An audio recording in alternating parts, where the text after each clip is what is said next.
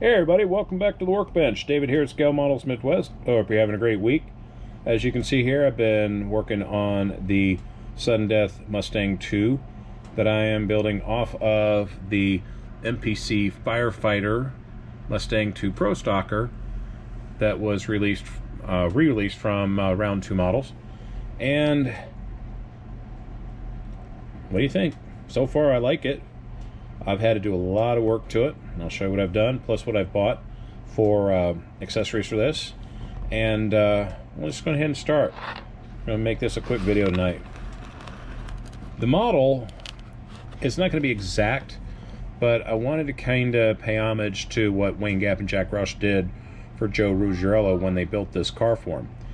The engine that was in the car that they built for him was a 460 Ford punched out to 505 cubes.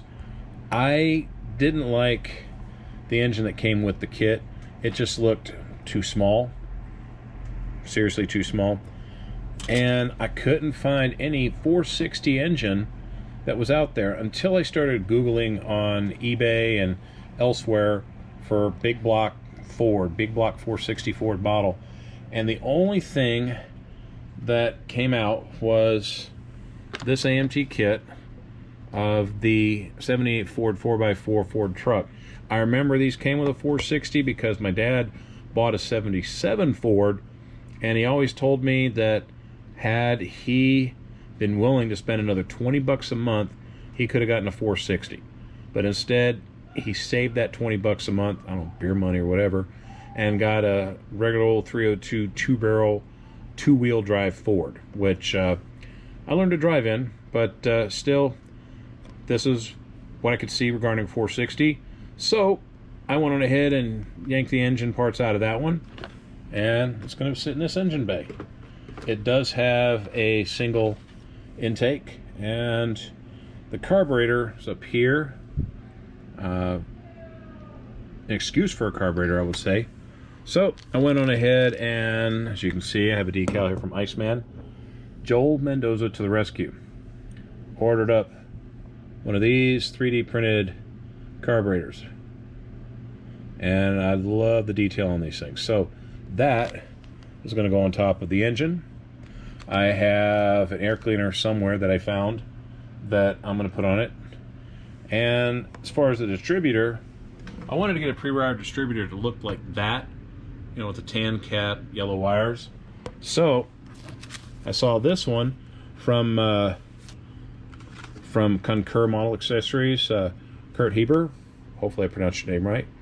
I'm going to put his link in the description. Go check out his channel. Sorry, go check out his website and buy some parts from him. He sent me a nice note saying, you know, he appreciated the order. Hope you like the distributor. And if I do, please tell my friends. You're my friends. I like the distributor. So again, go check them out. That is going to go in the engine. I'm going to hand make a coil to put in the front of the engine like I saw in the kit. And as you can see, I have some different rolling stock, front and rear. The rear tires right now are the kit tires, and they fill the wheel wells just as they should. I had gone through Iceman and picked out a set of slotted rims, but I also picked out some Mickey Thompson Indy, what do they say, Indy profile, whatever. Here they are. But as you can see, I ordered just a little bit smaller than those tires. I think Joel's got larger tires, so I'm going to go back to his website, and if they do, these are the 10-inch ones. If he's got larger ones, I'm going to order them and see what they look like compared to that, and most likely use them. I've got some tire black that I'll be spraying on the tires regardless. The slotted rims, what I'll do with them is I'll prime them and shoot a coat of chrome on them, or silver chrome, whatever, to kind of mimic what I saw in the pictures.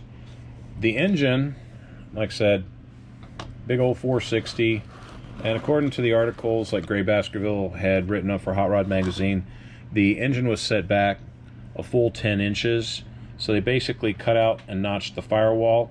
As you can see, in the picture here, definitely you can see where the firewall was notched so the engine could be set back. I'm not going to do that, but I will mimic that same notching. I'll put that up there as much as I can and save what I can of the firewall. The engine will probably stay in its stock location because I'm using the kit supplied deep sump oil pan, so I could line it up with the stock suspension that's underneath this. And then I went ahead and test fit everything and found out that the transmission hump and the chassis hump was also interfering. So I took a Dremel tool and hogged that out, got it cleaned up, and I'll show you that in a second. And then I started working on the dashboard and the front end. And the front end, as you can see on the box, it has this chrome piece, but on the actual car, it's not there. Well, it's there, but it's flush with the rest of the bumper. So what I did was I took that insert, glued it in place, and after it's set, I sanded it down so it's as flush as possible. The rear bumper is the same way. So yeah, got that. The trick is, while the rear bumper is separate, the front bumper is not.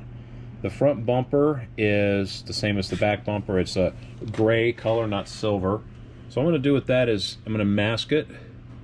After I've painted the silver on the car, I'll mask the front bumper, and I'm going to paint it Tamiya AS26 light ghost gray. Same with the rear bumper, and then I should be okay with the body from there.